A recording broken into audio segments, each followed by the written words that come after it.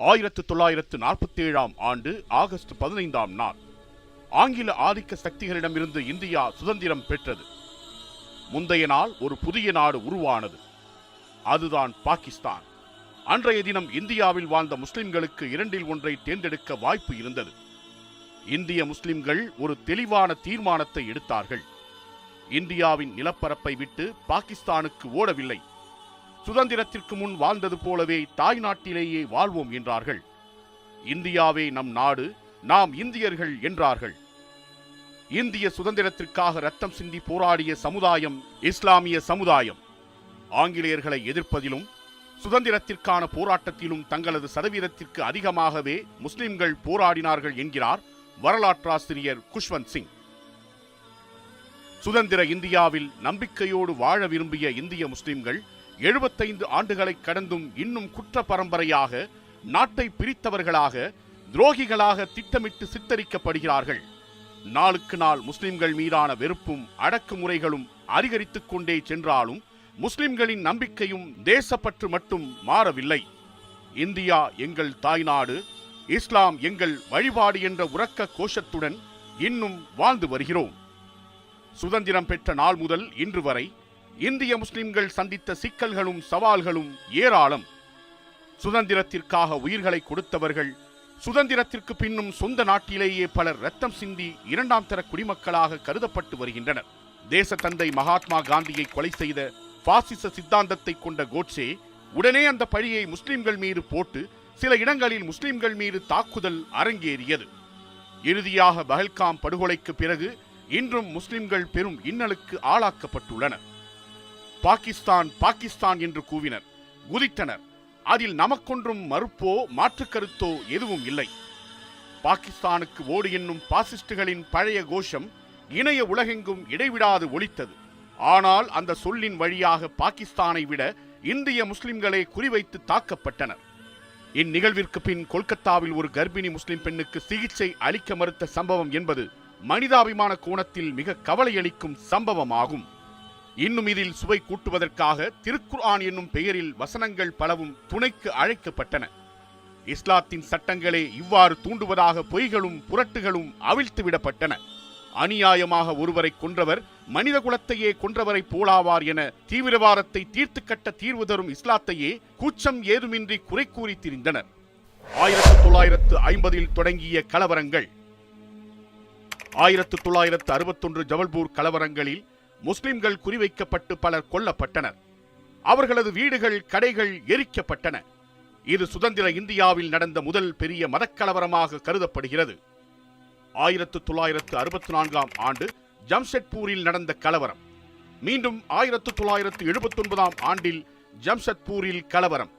1989 ஆண்டு பீகார் மாநிலம் பாகல்பூரில் நடந்த கலவரத்தில் மட்டும் 1000க்கும் மேற்பட்டவர்கள் கொல்லப்பட்டனர். சடலங்கள் வீதிகளில் பரவி கிடந்தன. இந்த காலச்சூழல்களில்தான் முஸ்லிம்களுக்கு எதிரான பாசிசவாதிகளின் தொடர் வெறுப்பு இன்னும் அதிகமானது. 450 ஆண்டுகால பழமை வாய்ந்த பிரம்மாண்ட பாபரி மஸ்ஜித் இடிக்கப்பட வேண்டும் என்ற முழக்கத்துடன் ரத யாத்திரை என்ற பெயரில் ரத்த யாத்திரை நாடெங்கும் நடைபெற்றது. 1528 ஆண்டு மன்னர் பாபர் காலத்தில் கட்டப்பட்ட பாபரி மஸ்ஜித் 4 நூற்றாண்டுகளாக முஸ்லிம்கள் தொழும் பள்ளிவாசலாக இருந்து வந்தது. 1992 ஆண்டு டிசம்பர் 6 நாள் பட்டப்பகலில் அரங்கேறியது அந்த அராஜகம். ஆயிரக்கணக்கான குண்டர்கள் திரண்டு பள்ளிவாசலை இடித்து தரைமட்டமாக்கினர். இந்தியாவின் மதச்சார்பற்ற கொள்கையின் மீது தொடுக்கப்பட்ட தாக்குதல் அது. உலகம் ஸ்தம்பித்தது. நீதியை விரும்புபவர்கள் நிலை குலைந்து போயினர். மக்களுக்கு ஜனநாயகத்தின் மீது இருக்கும் நம்பிக்கையை உலுக்கிய சம்பவம் அது. டிசம்பர் 6 கருப்பு நாளாக கருதத் தொடங்கினர். இந்தியாவின் அன்றைய பிரதமர் நரசிம்மராவ் முஸ்லிம்களிடம் மன்னிப்பை கோரினார். மீண்டும் அதே இடத்தில் பள்ளிவாசல் எழுப்பப்படும் என்று வாக்குறுதி அளித்தார். ஆனால் 30 ஆண்டுகளுக்கு பிறகு வரலாற்று ஆதாரங்கள், ஆவணங்கள், சாட்சிகள் இருந்தும் நீதிமன்றத்தில் நம்பிக்கை வென்றது, நியாயம் தோல்வியடைந்தது. பள்ளிவாசல் இடிக்கப்பட்டது சட்டவிரோதமான செயல் என்றது நீதிமன்றம். ஆனால் அதற்கு பரிகாரமாக இடித்தவர்களிடமே இடத்தை ஒப்படைத்தது நீதிமன்றம்.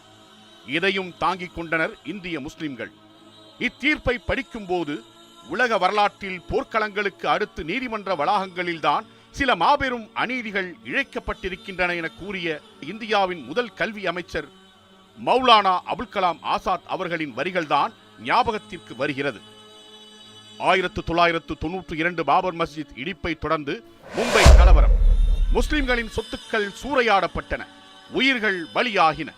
2002 பிப்ரவரி 27 கோத்ரா சபர்மதி எக்ஸ்பிரஸில் ஏற்பட்ட தீ விபத்தில் 59 கரசேவகர்கள் உயிரிழந்ததை தொடர்ந்து குஜராத்தில் ஒரு திட்டமிட்ட கலவரம் வெடித்தது. முஸ்லிம் சமூகத்திற்கு எதிராக ஒரு போராக மாறியது. பெண்கள் மீது பாலியல் வன்முறைகள், கர்ப்பிணி பெண்கள் வயிறு கிழிக்கப்பட்டு சிசுக்கள் எரிக்கப்பட்டன. பிஞ்சு குழந்தைகளை ஈவு இரக்கமின்றி கொண்டனர் கொடூரர்கள். பாஜக முன்னாள் ஊராட்சி கவுன்சிலர் மாயா கொட்னானி மற்றும் பாபு பஜரங்கி மற்றும் இன்னும் பல முக்கிய நிர்வாகிகள் தொடர்புடையவர்களாக குற்றவாளிகளாக உறுதி செய்யப்பட்டனர். முன்னாள் எம்பி எஹ்சான் ஜாஃபர் உட்பட பலர் கொல்லப்பட்டனர். அவரது மனைவி ஜாக்கியா ஜாஃபர் நீண்ட காலமாக நீதிக்காக போராடி தோல்வியுற்றார். பல கட்ட விசாரணைகள் நடந்தும் குற்றவாளிகள் பலர் தண்டனையிலிருந்து விடுதலையாகினர். SIT விசாரணையின் பிறகும் உண்மையான மாஸ்டர் மைண்டுகள் மீதான குற்றம் நிரூபிக்கப்படவில்லை. பாதிக்கப்பட்டவர்கள் இன்னும் நீதிக்காக காத்திருக்கிறார்கள். இந்த கலவரத்தை தடுக்க தவறிய அன்றைய குஜராத் மாநிலத்தின் முதல்வர் மோடி தனது பொறுப்பை சரிவர செய்யவில்லை எனவும், அவர் மீது இருந்த மனித உரிமை மீறல் புகார்கள், வன்முறை புகார்களை காரணம் காட்டி அமெரிக்க அரசாங்கம் அவருக்கு விசா மறுத்து வந்தது. இந்த விசா மறுப்பு அவர் பிரதமர் ஆகும் வரை நீடித்தது என்பதே வரலாறு. முசாஃபர் நகர் கலவரம், சமீபத்தில் நடந்த தில்லி கலவரம் என இப்படி முஸ்லிம்கள் மீதான கலவரங்களை அடுக்கிக் கொண்டே போகலாம். இக்கலவரங்கள் மூலம் பாசிசவாதிகள் கரங்கள் வலிமை பெற்றன. 2014 முழு பலத்துடன் இந்தியாவை ஆளத் தொடங்கினர் பாசிசவாதிகள். இதன்பின் அரசியல் ரீதியாகவும் அவர்கள் முஸ்லிம்களை அடக்கியாளத் தொடங்கினர். முஸ்லிம்களின் சுதந்திர பங்களிப்பை இருட்டடிப்பு செய்ய வரலாற்றை திரிக்கத் தொடங்கினர். NCERT புத்தகங்களில் முகலாயர், சுல்தான்களின் பங்களிப்பு, கலாச்சாரம், நிர்வாகம் குறித்த பகுதிகள் நீக்கப்பட்டன. முஸ்லிம் எழுத்தாளர்கள், விஞ்ஞானிகள், போராளிகள் அபுல் கலாம் ஆசாத், சாஹிர் லூதியான்வி, அஷ்பக்குல்லா கான் பற்றிய முக்கியமான கட்டுரைகள் பாடத்திட்டங்களில் இருந்து நீக்கப்பட்டன. பள்ளிகளில் ஊடகங்கள் மூலம் முஸ்லிம்கள் இந்தியாவுக்கு வெளியிலிருந்து வந்து படையெடுத்து ஆதிக்கம் செலுத்தியவர்கள் என்ற பொய்யை பரப்பத் தொடங்கின. நகரங்கள், முக்கிய இடங்களில் இருந்த வரலாற்று பெயர்கள் மாற்றப்பட்டன. அலகாபாத் பிரகேராஜாக மாறியது. முகல்சராய் பண்டிட் தீன்தயாள் உபாத்யாயா ஜங்ஷனாக மாறியது. அவுரங்காபாத் சாம்பாஜி நகராக மாறியது. ஒஸ்மானாபாத் தரஷிவ் என மாறியது. இந்த நகர பெயர் மாற்றங்கள் முகலாயர், சுல்தான்கள் மற்றும் முஸ்லிம் ஆட்சியின் அடையாளங்களை அழிக்கும் நோக்கத்தில் முன்னெடுக்கப்பட்டுள்ள தாக்குதல்கள். இந்தியாவின் அடையாளம் ஒரு மதச்சார்பற்ற நாடு, ஜனநாயக குடியுரிமை நாடு. 2019 அரசால் கொண்டுவரப்பட்ட சட்டங்களால் நாட்டின் அடையாளம் கேள்விக்குள்ளானது. ஒன்றிய அரசாங்கம் குடியுரிமை திருத்த சட்டம் CAA எனும் கொடும் சட்டத்தை கொண்டு வந்தது.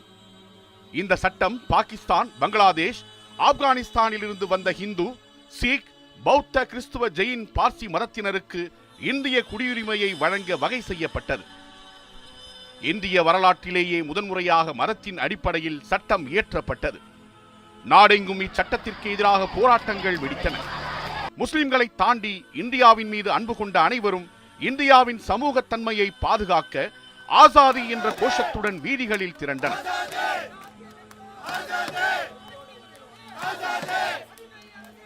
போராட்டம் வலிமை பெற்றது. இப்போராட்டங்களை ஒடுக்க புல்டோசரை கையில் எடுத்தது ஆதிக்க ஆளும் வர்க்கம். போராடுபவர்களின் வீடுகளை இடித்து தரைமட்டமாக்கப்பட்டது.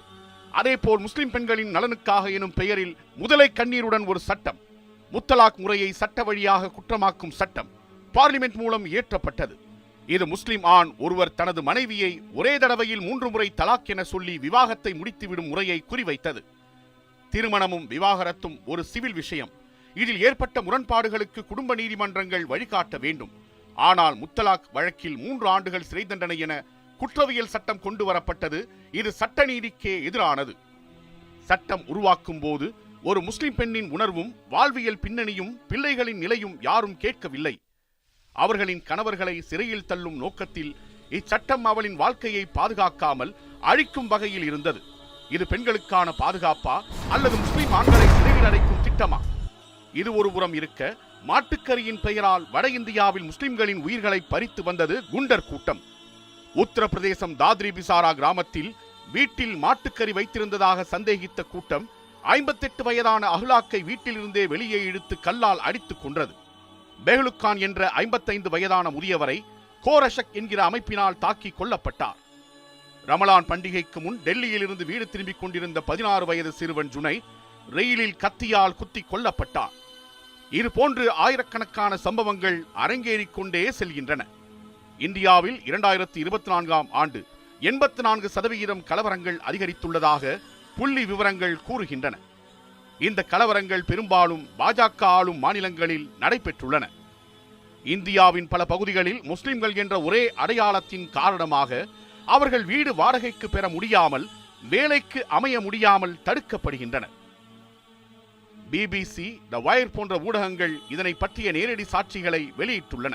2018 NSSO சர்வே மற்றும் 2021 ஆக்ஸ்பாம் இந்தியா அறிக்கைகள் முஸ்லிம்கள் வேலைவாய்ப்பில் மற்றும் வீடு வசதியில் பின்னுக்கு தள்ளப்படுகிறார்கள் என்பதை தெளிவாக காட்டுகின்றன. முஸ்லிம்கள் கல்வியிலும் வளர வேண்டாம், நகர்பகுதியிலும் வாழ வேண்டாம் என்பதே இதன் மறைமுக பார்வை. லவ் ஜிஹாத் எனப்படும் சொல் முஸ்லிம் ஆண்கள் திட்டமிட்டு இந்து பெண்களை காதலித்து மதம் மாற்றுகிறார்கள் என்ற ஆதாரமற்ற குற்றச்சாட்டுக்கு அடிப்படையாக உருவாக்கப்பட்டது. 2022இல் கர்நாடக அரசு ஹிஜாப் அணிவதை கல்வி நிறுவனங்களில் தடை செய்தது. உயர்நீதிமன்றமும் அதை செல்லுபடியாக்கியது. இதனால் பல முஸ்லிம் மாணவிகள் வகுப்பிலிருந்து நீக்கப்பட்டனர் மற்றும் கல்வியில் இடையூறு ஏற்பட்டது. இது மத சுதந்திரம் மற்றும் கல்வி உரிமை மீதான பெரும் சவாலாக அமைந்தது. உச்சநீதிமன்றத்தில் பிளவுபட்ட தீர்ப்பு வந்ததும் 2023இல் புதிய காங்கிரஸ் அரசு அந்த தடையை ரத்து செய்தது. இந்தியாவில் முஸ்லிம் மற்றும் பிற சிறுபான்மையின மாணவர்களுக்கு வழங்கப்பட்ட கல்வி உதவித்தொகைகள் மற்றும் கல்வி கடன் சலுகைகள் கடந்த சில ஆண்டுகளில் பெரிதும் குறைக்கப்பட்டுள்ளன அல்லது முற்றிலும் நிறுத்தப்பட்டுள்ளன. இந்த மாற்றங்கள் கல்வி, சமத்துவம் மற்றும் சமூக நீதி குறித்த கேள்விகளை எழுப்புகின்றன. மௌலானா ஆசாத் தேசிய உதவித்தொகை மற்ற உதவித்தொகைகளுடன் ஒத்துப்போகிறது என்ற காரணம் கூறி இந்த திட்டம் நிறுத்தப்பட்டது. பேகம் ஹஸ்ரத் மஹால் தேசிய உதவித்தொகை மேல்நிலைப் பள்ளியில் கல்வி பயிலும் சிறுபான்மையின மாணவிகளுக்கு வழங்கப்பட்டது. கடந்த ஆண்டு இந்த உதவித்தொகைக்கு நிதி ஒதுக்கீடு செய்யப்படவில்லை. கல்வி கடன் சலுகைகள் நிறுத்தப்பட்டதால் பல சிறுபான்மையின மாணவர்கள், குறிப்பாக முஸ்லிம் மாணவர்கள், கல்வியை தொடர முடியாமல் பாதிக்கப்பட்டுள்ளனர். 31 மார்ச் 2023 அன்று பீகார் ஷெரீஃபில் அஜீசியா மதரசா மற்றும் அதன் 4500 புத்தகங்கள் கொண்டு 110 வருட பழமை வாய்ந்த நூலகத்தை எரித்தது பாசிச கும்பல். இந்த ஆண்டு இந்திய பாராளுமன்றத்தில் நிறைவேற்றப்பட்ட வக்ஃப் திருத்த சட்டம், இதன் மூலம் வக்ஃப் வாரியங்களில் முஸ்லிம் அல்லாத உறுப்பினர்கள் நியமனம், இன்னும் முஸ்லிம்கள் பல நூறு ஆண்டுகளாக பராமரித்து வரும் முஸ்லிம்களின் சொத்துக்களை கைப்பற்றும் ஒரு முயற்சி இது. முஸ்லிம் வாக்குகள் நீக்கம், முஸ்லிம்கள் அதிகம் வசிக்கும் தொகுதிகள் சீரமைப்பு, தொல்லியல் துறை என்ற பெயரில் முஸ்லிம்களின் பள்ளிவாசல்களை கபலீகரம் செய்யும் திட்டம், அவுரங்கசீப் பெயரில் கலவரம், ஜெய் ஸ்ரீராம் என்ற பெயரில் முஸ்லிம்கள் மீது தாக்குதல், ஹோலி, ராமநவமி பண்டிகைகளின் போது முஸ்லிம்கள் மீது தாக்குதல், தரம் சன்சத் மாநாட்டில் முஸ்லிம்களை இனப்படுகொலைக்கான அழைப்பு, உமர் காலித், சர்ஜில் இமாம் போன்ற ஊடகவியலாளர்கள் கைது, உண்மையை உறக்கச் சொல்லும் ஃபேக்ட் செக்கர் முகமது சுபைர் மீது வழக்குகள், கும்பமேளாவில் மத அடிப்படையில் பிரிவினை என முஸ்லிம்கள் சந்திக்கும் பிரச்சனைகள் ஏராளம். இந்திய முஸ்லிம்கள் அனுபவிக்கும் இன்னல்களின் பின்னே கல்வியின்மையும் அதிகாரமின்மையும் முக்கிய காரணங்களாக இருக்கின்றன என்கிறது நீதிபதி சச்சார் மற்றும் ரங்கநாத் மிஸ்ரா கமிஷன் அறிக்கைகள். 2011இல் எடுக்கப்பட்ட மக்கள் தொகை கணக்கின்படி இந்தியாவில் 14% முஸ்லிம்கள்.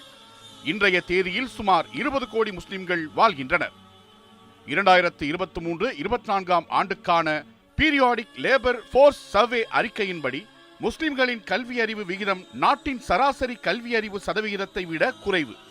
முஸ்லிம்கள் தன்னிறைவாக இருப்பதை போல தெரிந்தாலும் உண்மை அதுவல்ல. இந்தியாவிலே தாழ்த்தப்பட்ட பிற்படுத்தப்பட்ட பழங்குடிகளை விட இந்திய முஸ்லிம்கள் மிகவும் பின்தங்கி இருக்கிறார்கள். முஸ்லிம்கள் இந்தியாவின் பரம ஏழைகள் என்கிறது அறிக்கை. பிச்சை எடுப்பவர்களில் 4 ஒருவர் முஸ்லிம். அரசு மற்றும் அரசு சாரா நிறுவனங்களின் ஆய்வறிக்கைகள் இந்த அவலத்தை உரத்துச் சொல்லிக் கொண்டிருக்கின்றன. நீதிபதி ராஜேந்திர சச்சார் ஆணையம், நீதிபதி ரங்கநாத் மிஸ்ரா ஆணையம், பாலகிருஷ்ண ரெனே ஆணையம், committee on reforms in personal laws, EOC எனும் ஈக்குவல் ஆப்பர்ச்சுனிட்டி கமிஷன் என பல அமைப்புகள் வழியாக இந்த உண்மை உறுதி செய்யப்பட்டுள்ளது. முஸ்லிம்களின் முன்னேற்றத்திற்கு இந்த கமிஷன்கள் வழங்கிய தீர்வு கூட கல்வியும் அதை அடைவதற்கான வழியுமாகவே இருக்கின்றன. ஆனால் கமிஷன் அறிக்கைகள் குப்பையில் போடப்பட்டு மேலும் மேலும் நசுக்கப்படுவதுதான் நிதர்சனம். ஆனால் முஸ்லிம்கள் இன்னும் இந்தியாவின் இறையாண்மைக்கு சவால் வரும்போதெல்லாம் நாட்டின் பக்கம் நின்று தங்களது நாட்டை முன்னிலைப்படுத்தி வருகின்றனர் என்பதே உண்மை. இந்தியாவிற்கு எதிராக யார் களமாடினாலும் அவர்களுக்கு எதிராக முஸ்லிம்கள் தங்களது இரத்தம் கொடுத்து எதிர்ப்பார்கள். இந்த பயணம் எளிதானதல்ல. ஆனால் இந்த நாடும் நமதே, உரிமையும் நமதே. நம்மை தற்காத்துக் கொள்ள வேண்டிய கட்டாயம் நமக்கே உள்ளது. நாம் சந்திக்கும் அனைத்து சவால்களுக்கு தீர்வாக இருக்கும் ஒரே ஆயுதம் கல்வி மட்டுமே. முஸ்லிம்கள் என்றால் அச்சமல்ல, அறம், அறிவு, அமைதி என்பதே நம் அடையாளமாக இருக்க வேண்டும். இறைவேதத்தில் படி எனும் கட்டளையோடு முதலாக இறக்கப்பட்ட முதல் 5 வசனங்களும் அறிவின் தேவை குறித்தே அழுத்தமாய் பேசுகின்றன. அறிவு ஞானம் கொடுக்கப்பட்டவர் ஏதோ ஒன்று கொடுக்கப்பட்டவர் அல்ல, ஏராளமான நன்மைகள் கொடுக்கப்பட்டவர் ஆவார் என்கிறது திருக்குர்ஆனின் மற்றொரு வசனம். அதிகார வர்க்கத்தின் அடக்குமுறைகளால் அநீதிக்கு ஆளாகியிருக்கும் நாம் அதிகாரம் பெறுவதற்குரிய அடிப்படை தகுதி பொருட்செல்வம் அல்ல, கல்வி செல்வமே என்கிறது திருக்குர்ஆன்.